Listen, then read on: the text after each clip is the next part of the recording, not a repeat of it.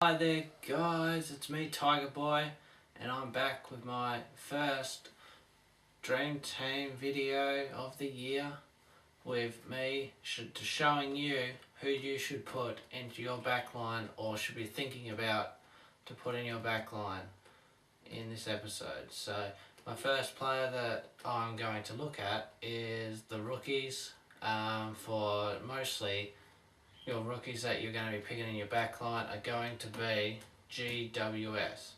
So my players I'm going to pick first. Timmy Moore, he looks like he's going to be a starter in the GWS backline all season, unless Kevin Shee has skits or something, or yeah. So Timmy Moore, he's 115,800. So he's a really good priced rookie. He's played every single game of this NAB Cup, so he's just a great backline player that you could put into your backline, maybe to be your bench backman, or something like that. You probably don't want to start him on the field. He's probably not going to score you as much score as you want, really, at this stage of his career. Maybe later in the year he could be a better person to upgrade targets to like mid-price players, rookies to mid-price players, maybe to premiums. Just depends how good he goes. Well, now my second player in back line, another GWS player, Thomas Bug.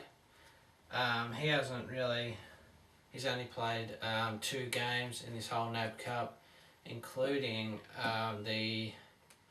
he played the second game that Collingwood played against Western Bulldogs in the first round of the NAB Cup, and he just played the last game of the NAB Cup, and he scored his best score of 49 points in, I think, just over half a game.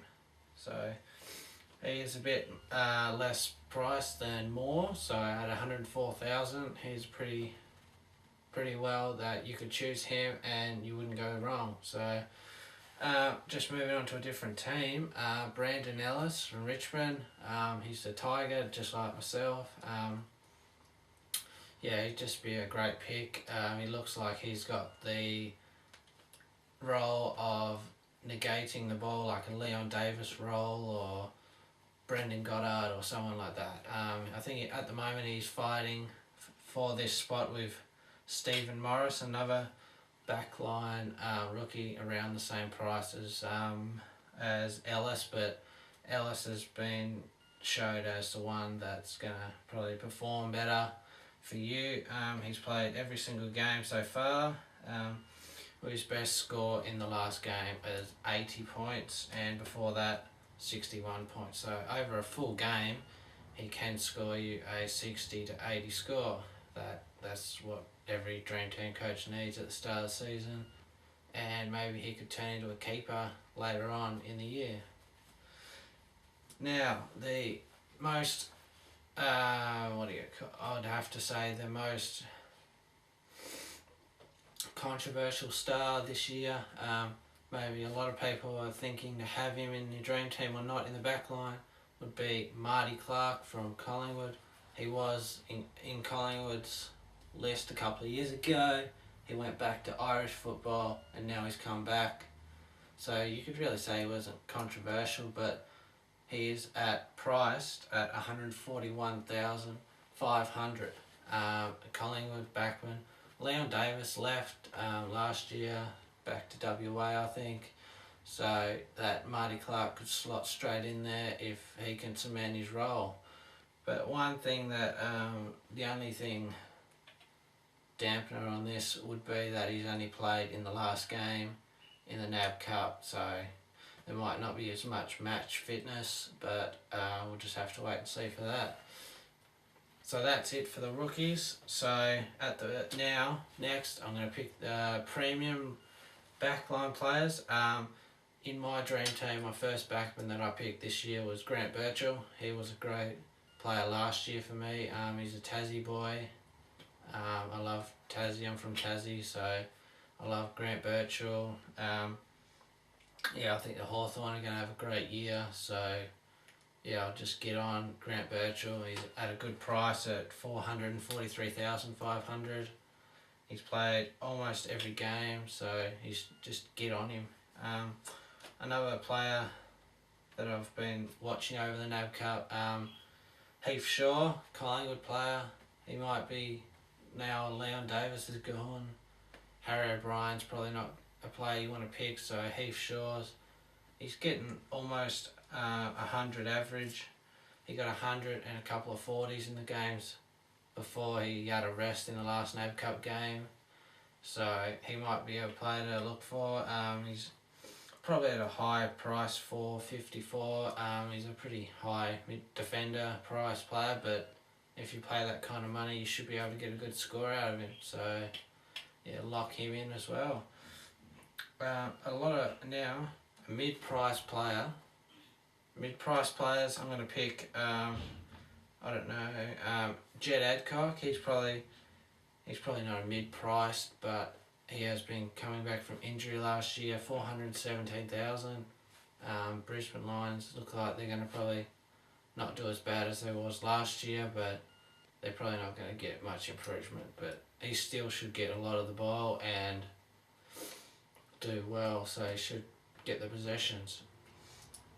Another mid-price player from the GWS, I'm going to pick up Phil Davis maybe. He's just a rough choice that I've checked out in the AFL prospectus, and he should be a good player at GWS who gets a lot of the ball and negates it like I'm saying, like a Goddard or a Leon Davis kind of role. So if he can do that, he should be able to fork out. He has only 225,000, so maybe he should be able to get your score of 70 to 80 maybe each game, or if he has a really good game, he might be able to get to 100. So he might be also a cash cow option. So yeah, just have a look at Phil Davis over the next week and see if you can slot him into your team. Now, one player that's come back from a terrible year last year and a mid-price player, maybe just below mid-price as well, is Brian Lake. 255,000. He played on the weekend last week against North Melbourne, and he got a score of 73. So that was a great score for him, and maybe everyone's thinking, should they put the risk on him? At the moment, I don't have him in my team, but maybe I should have a look and just try and get him into my team. Maybe he can be a force in the AFL again this year. So yeah, that'd be great for Brian Lake to get back. I've seen a lot on chat rooms that they don't know if they should take the risk on Brian Lake or not. Another injury-prone player from last year, actually on the Western Bulldogs list again, is Ryan Hargrave.